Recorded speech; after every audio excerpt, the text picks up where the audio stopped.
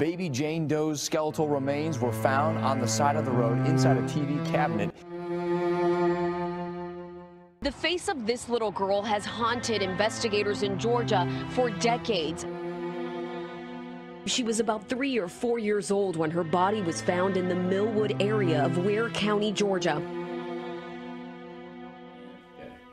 Hello everyone, and welcome back to The Last Southerners on the Left. This is a continuance of our Frozen Files edition. Last week we left off with Unresolved Part 2, and this week we were planning on Part 3 of that series, but we were awaiting some pivotal information for that episode, so we decided to pause on that and take a look at another case that has us intrigued. We will call this episode The Waycross Baby Jane Doe. On December 21st, 1988, almost 32 years to the date, the skeletal remains of a young girl were found off of a dirt road in Waycross, Georgia. These remains were found inside of an old TV cabinet and were wrapped in many layers of concealment. At the time they were found, the detectives believed that she had been dead for around 2 months. It is believed that the child was an African-American female between 3 and 4 years old when she died. She had pierced ears and was found wearing a diaper, size 4 white thermal pajamas, and a white knit pullover shirt with a red pony emblem on the upper left chest. The discovery went as followed. A timber truck driver stopped off on a dirt road off of Highway 82 when he discovered an old TV console a little ways off of the road. He stopped and walked over to take a look. Inside the TV console, he discovered a suitcase sealed with cement. He then pried the suitcase open and discovered a young girl that had been wrapped in a blanket, stuffed in a gym bag, and encased in the cement. The child was thought to be about 3 foot tall and estimated to be 30 pounds. There was an autopsy done, but the cause of death could not be determined. Sheriff Bond, the Ware County Sheriff back in 1996, stated that a thorough search had been done throughout the United States and nothing had came back. After reading about this, and with the introduction of modern technology, we started doing some research of our own. We checked every missing database from that time period that could possibly be a match for Baby Jane Doe. After extensive research, we only came up with one possible match: Kimberly Boyd from Waterboro, South Carolina. Jalen will explain the circumstances surrounding Kimberly's disappearance now. Kimberly was last seen with her mother, Sarah Boyd, and her mother's friend, Linda McCord. The three of them attended a gospel concert in Waltersboro, South Carolina on the evening of April 3, 1987. They were driving through Dorchester County, South Carolina, en route to their residence in Orangeburg County when they disappeared. A witness saw their blue Lincoln driving between 30 and 45 miles per hour around Route 15. Another car was behind it, but the witness was unable to describe the second vehicle or its occupants. Sarah's husband, Philip J. Boyd, returned home from work at midnight. He was initially unconcerned about his wife and daughter's absence because he thought that they were with their other relatives or with McCord.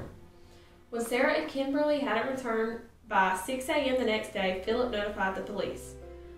The vehicle in which the Boyds and McCord were traveling was located, disabled, and abandoned in Dorchester County near the intersection of Highway 15 and 176, where McCord's husband found it on April 5th. Apparently, a freeze plug had been blown out and the engine had overheated. There was no sign of the three females at the scene, and they had never been heard from again. The only clue from this disappearance were that Sarah's credit card was used in a local mall in 1990, 3 years after the disappearance.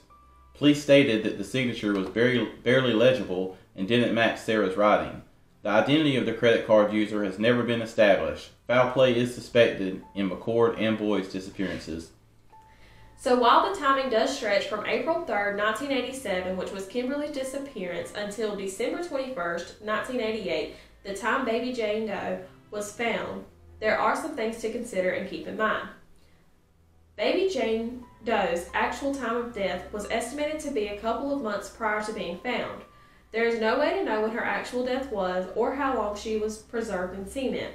Also, if you look at the age of baby Kimberly Hood at the time of the disappearance, she was 2 years old, about 3 foot tall, weighing about 30 pounds. Baby Jane Doe was estimated to be about 3 years old, about 3 foot tall, and also weighing about 30 pounds. That would have been a fairly similar match, given that Baby Jane Doe was found 1 year later.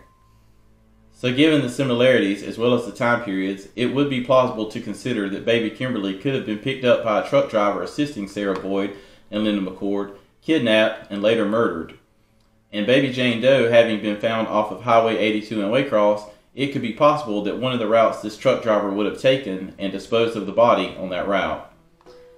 So while this is only one theory, it is very possible, at least in our opinion, that baby Jane Doe could have indeed been baby Kimberly Hood. The only way we would be able to determine this for sure would be the testing of DNA and the cooperation of both police departments. That is one of our goals in getting this podcast out there, so please take time to like, subscribe, and even share, as the more people that see this, the more opportunity that case, as well as the other cases we do, will get notoriety and the attention they deserve. As always, we thank you for tuning in, and please stay tuned for more Frozen Files, as well as the upcoming episode of Unresolved Part 3, Austin Wise. And remember, if you have any information on any of our cases and would like to share it with us on or off the record, please follow us on Facebook at The Last Southerners on the Left. Until then, I've been Jalen. I've been Daniel. And we'll see you next time.